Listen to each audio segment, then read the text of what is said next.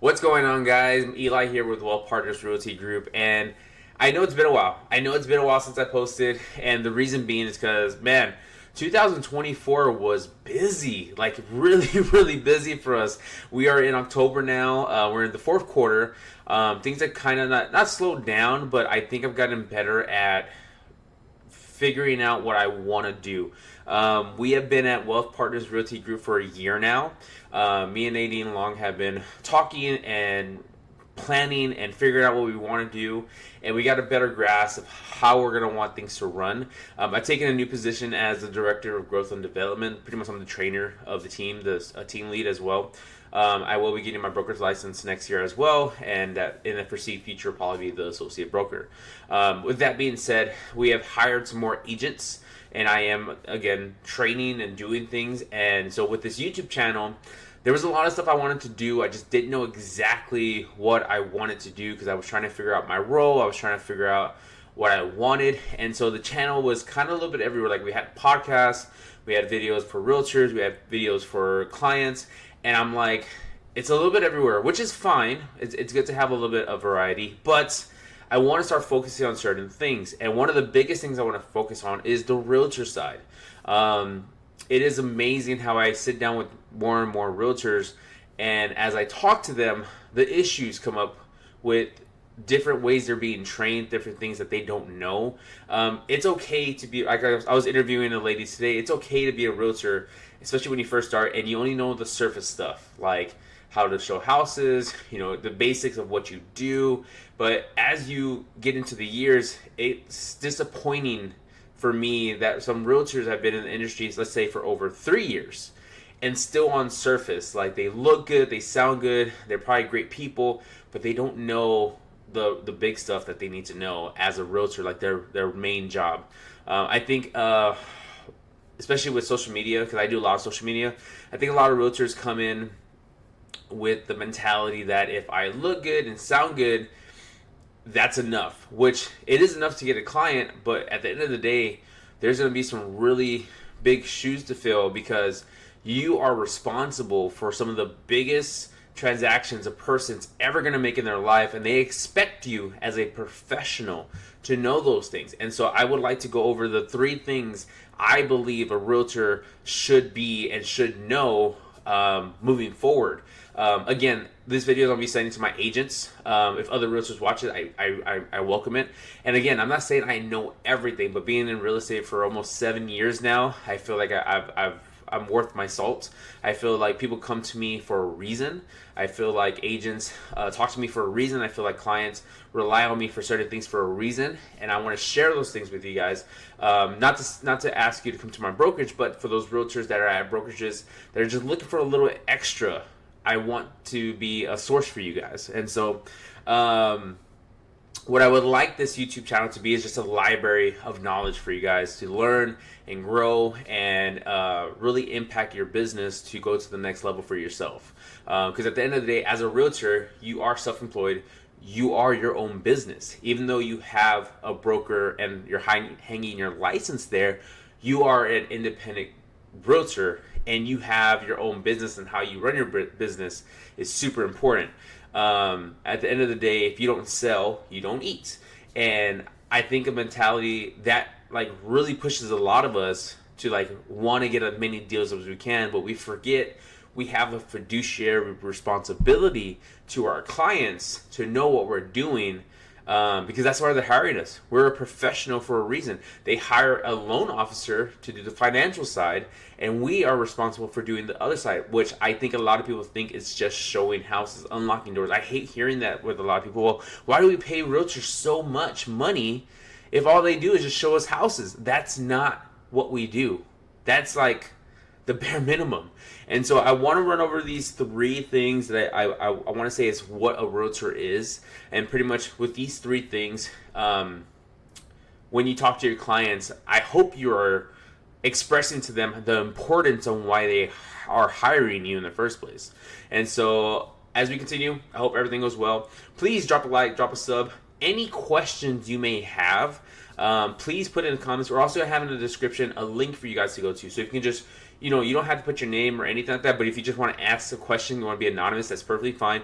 The more questions, the better, because again, we are in this industry together. It is a big industry, and it's an important one. It's home ownership is a big dream for a lot of people, and we want to make sure we're doing the right things by them. And so that being said, we're going to continue with this with the first thing, and I think it's something that we know, but we don't actively like think about it very much. It's being a problem solver, being the solution.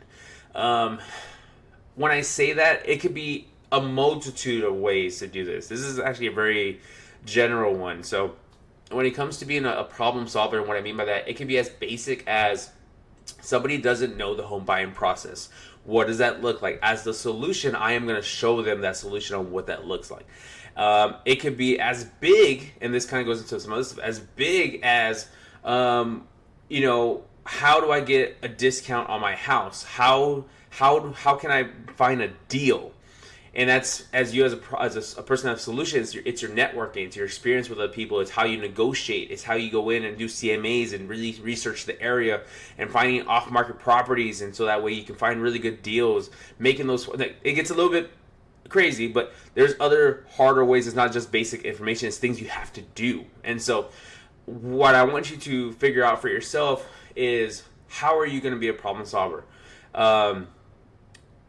Like I said, there's a lot of ways you can be a problem solver, so you have to be efficient. And the way you do that is by consistently consuming knowledge, learning, books, podcasts, videos, like going to events. Say where it has events, other people have events, like going to these events, talking to people, so that way you learn things that people have been in this industry for decades. And there's times where you can sit down and talk to some of those people and get some knowledge from them. There's people that are masters in their skill sets. And what I mean by that is that some people are really good as buyer agents. Some people are really good as seller agents. Some people are really good at investment property. Some people are really good at leasing. Some people are really good at commercial. Depending on what type of realtor you are, you need to find those people and just consume from them. So that way, whenever somebody has a problem and they need a buyer's agent or a seller's agent or a commercial agent, you are going to be that person of expertise in that area. So that's how you're going to be a solution person for a lot of people and their problems. Figuring out first what type of agent you are, and then going out. Now, can you dip into everything? Yes. I'm not saying you can't, but I found it, especially in my career, focusing on one thing and being really good at it is going to really be key on a lot of things. Because if you spread yourself too thin, it's going to be a lot. And so it just depends on how you run, again, your business. I'm not going to tell you how to run your business.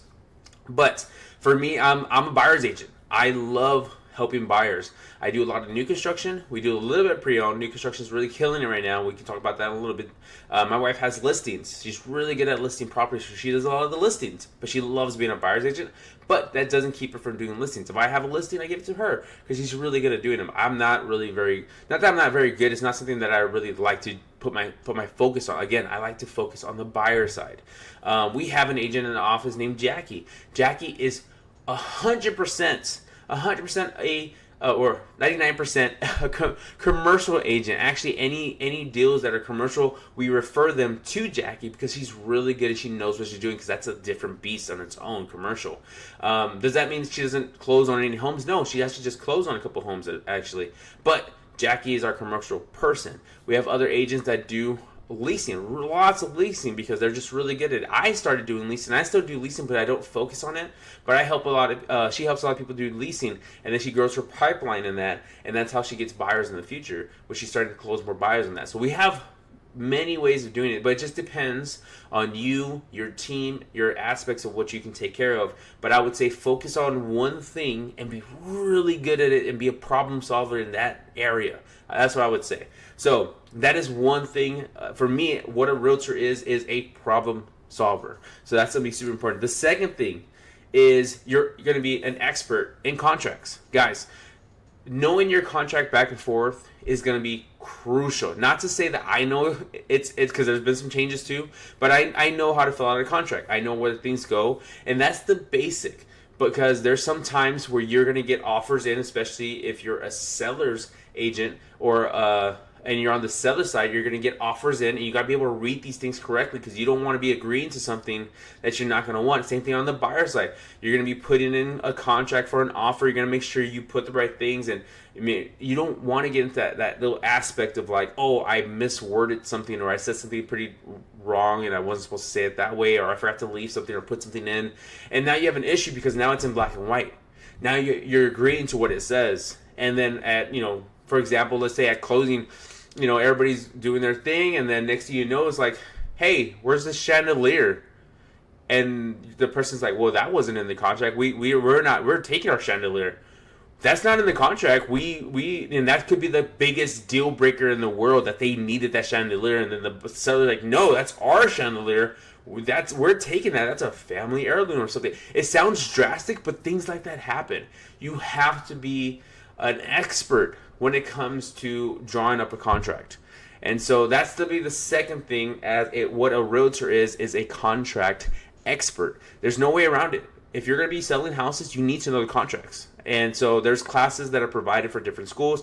I'm actually going to start taking more of them because I want to know my contract backwards and forwards. I feel like I'm pretty good, but I can always grow.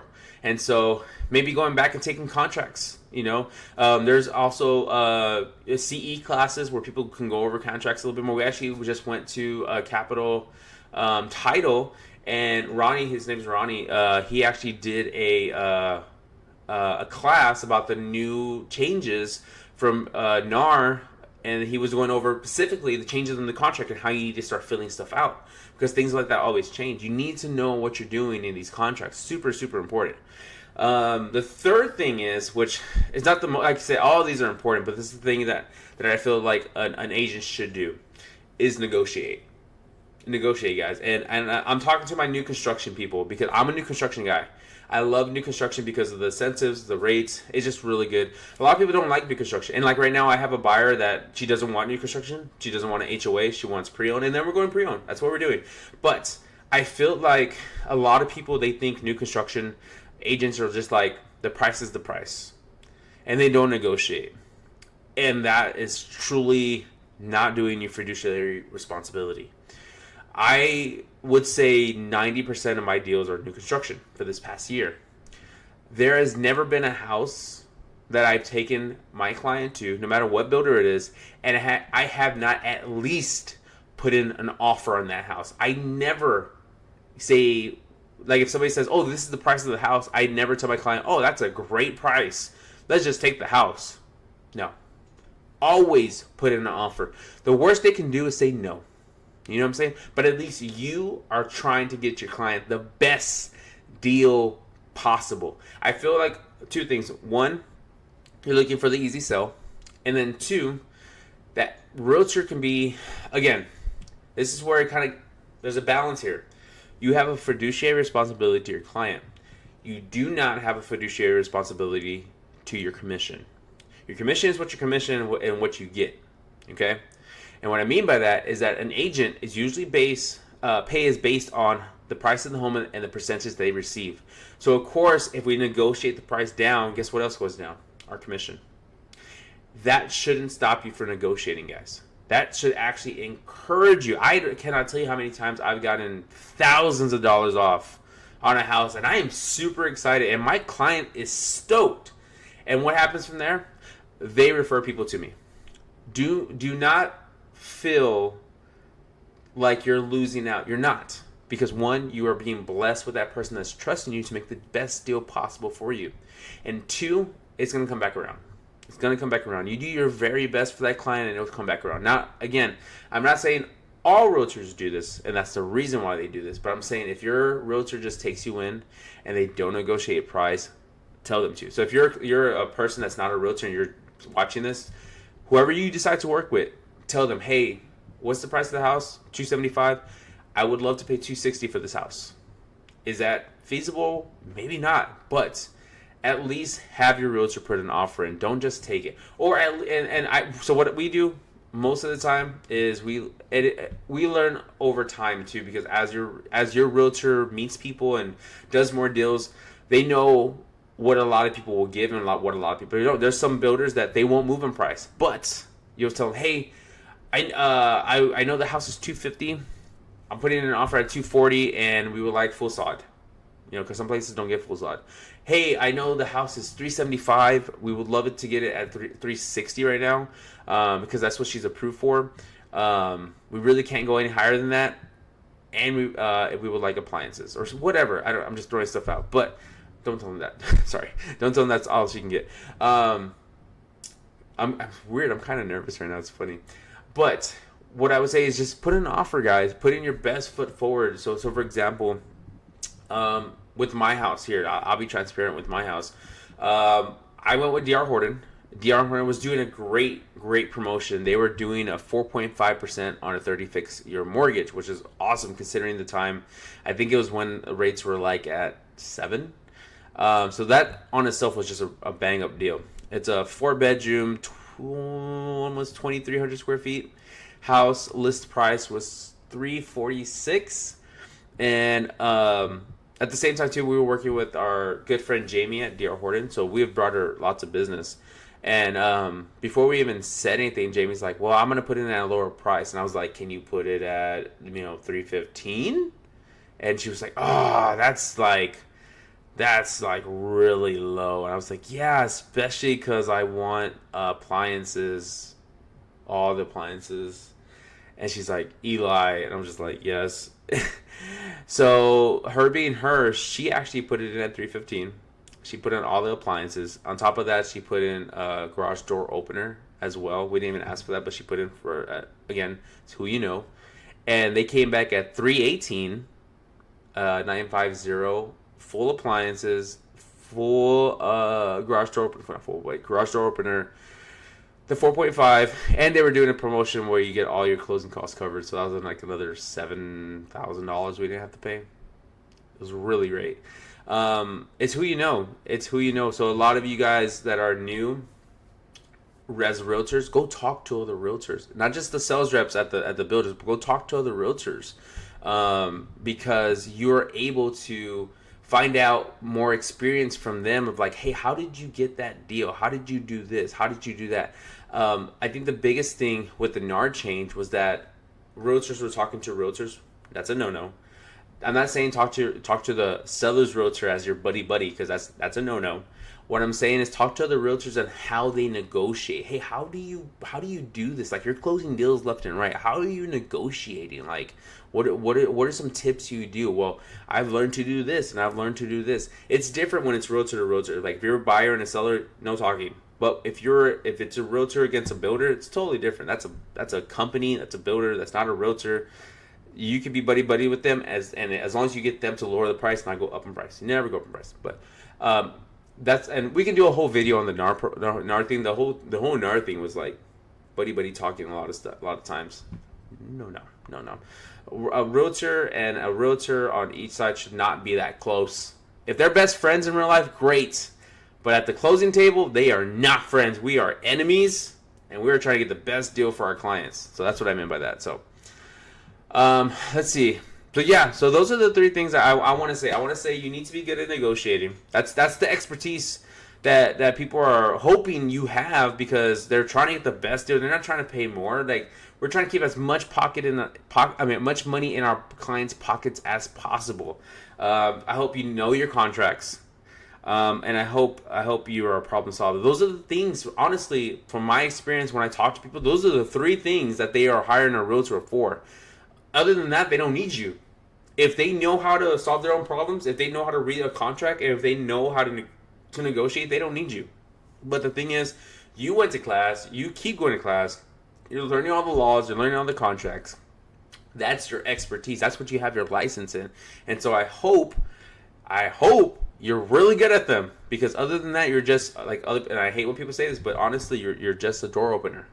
And I know that's not what you want to be. I know you want people to take you seriously in this industry. I know you want people to respect you. I know you want to be. I know you want your business to thrive, and the way your business thrives is being an expert in your field. And so That's it. That's everything. We're going to be going through a lot of stuff. I am interviewing agents right now, new agents, agents that transfer to other brokerages, and like today we had somebody come in, and I'm sitting there and I am literally writing notes down like crazy because as I talk to them, because it's Nadine was in there with me this time. She was talking, and as she's talking, I'm writing stuff down, asking questions, writing stuff. Oh man, that's a good thing. And like that's probably something the other day because I'm asking like, hey, why do you want to switch? What are you getting from there that you like? What are you getting from there that you don't like? What do you wish you were getting? We had things like setting some goals, things they have in mind. How do you get leads now? What are you doing? What do you think's not working? Like we're really trying to get things done, and we're okay with people shadowing us, coming out with me to go shoot a showing, go shoot some content, have an appointment a listing appointment, things like that. Because at the end of the day, we want you to be able to run your own business. But how can you run a business you've never run before? You have to rely on your team. And so that's what we're trying to do. That's what we're trying to get together for people that are getting into real estate that want to come with us. That's what we're trying to do. So I hope this helps. I'm going to be posting this video. I'm going to be posting more video. Again, post comments, post the link in the description to be able to where you can ask questions. And then if you ever want to hang out and talk, my phone number's everywhere. It'll be in the description too. If you guys just want to call me, talk to me. If you have any questions, concerns, if you're at another brokerage and you just have some questions, I'm an open faucet. Me and Nadine are always helping people. So let me know. Again, I don't know everything, but what I do know, here you go. You know what I mean? So I hope you guys have a great day. Talk to you later. God bless you. Bye.